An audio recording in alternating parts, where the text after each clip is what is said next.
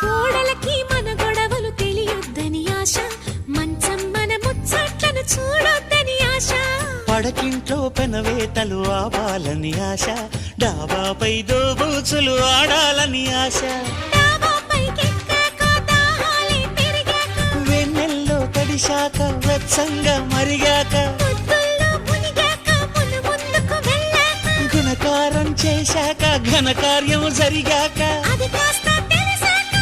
ఆనందం ఎగసాక, మరి కాస్త అడిగాక అడిగాక చెప్పు ఆశ ఆశ ఆశ దోష తీర్చే ఆశ.